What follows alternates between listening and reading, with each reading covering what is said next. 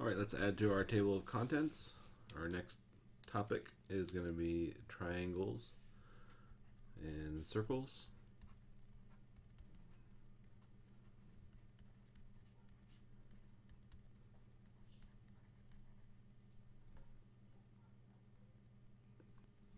Alright, let's start by looking at triangles. And the first thing we're going to find in example 1 is the perimeter. And so remember that the perimeter is just the distance around the object. So for this first triangle, it's just 11 plus 9 plus 11. And so that gives us 20 plus 11 is 31. They did give us a unit, and so it's going to be 31 feet. So why don't you find the perimeter for 1B.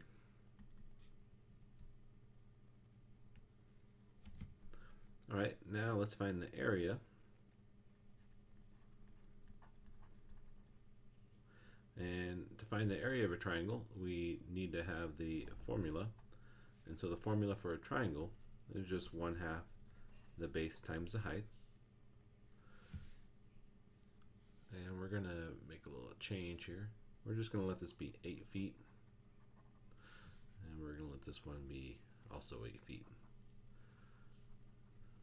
On the exit exam, they should be nice numbers. Alright, so now what we have to do is we have to identify the base. So the base of the triangle, we're always looking for this, because this is what's going to tell us the height, and the height's going to be connected to the base. So this side right here is our base.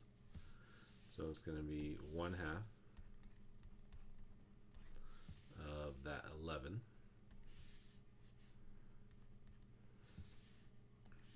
And now we got to find the height. And like I just said, the height's always going to be connected with the right angle. And so our height here is going to be 8.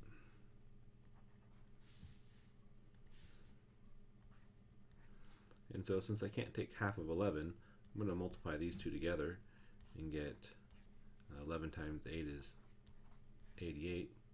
And then half of 88 is going to be 44. And they give us a unit. So whenever we have area, it's always square feet.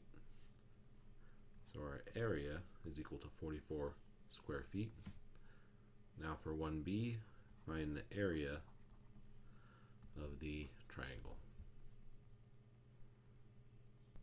Alright, now let's look at circles. And we're going to start by finding their circumference.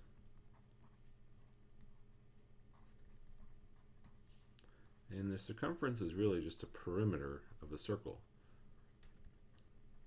And it has a different name because perimeter is really defined by adding up the sides, and a circle doesn't have any sides. So it's just a distance around the circle.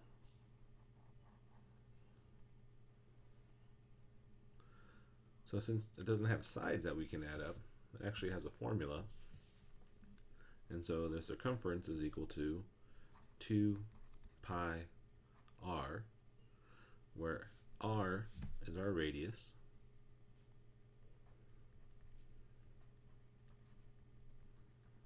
and pi it just represents the number 3.14. So we're going to go 2 pi, and our radius, the radius goes from the center to the edge of the circle, and so our radius here is going to be 3.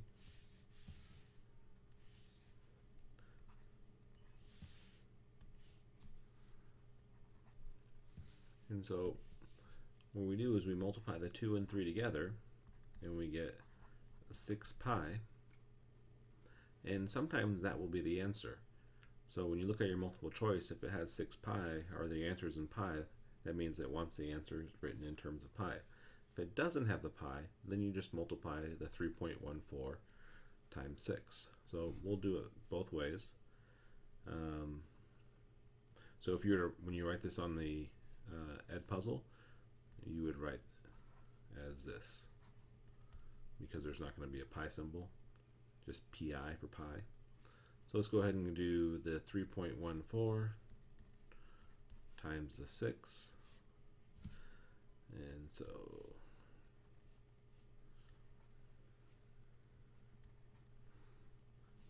now we have to move the decimal twice, move the decimal twice, and so 6 pi is equivalent to 18.84, and it gives us a unit, and so it would be 18.84 centimeters, or 6 pi centimeters. So now for 2b, go ahead and find your circumference using your formula of 2 pi r, and go ahead and, when you write your answer, go ahead and multiply it out. Alright, now let's find the area of a circle. And the area of a circle has a formula, and it's just pi r squared. So remember that the r stands for a radius, and so the radius goes from the center to the edge of the circle.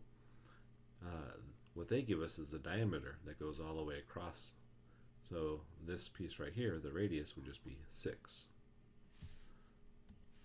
So we just plug it in, pi times 6 squared. And so remember that 6 squared means 6 times 6. So we get pi times 36, which would be 36 pi. And they give us a unit, so we would say 36 pi.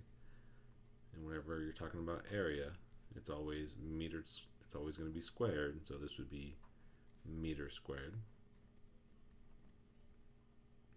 And so we'll leave our answer in pi form right now. Now if this were the exit exam, and they don't let you write it in pi, just multiply it out by the 3.14. So now for 3a, you're going to use the same formula. Please find the area of this circle.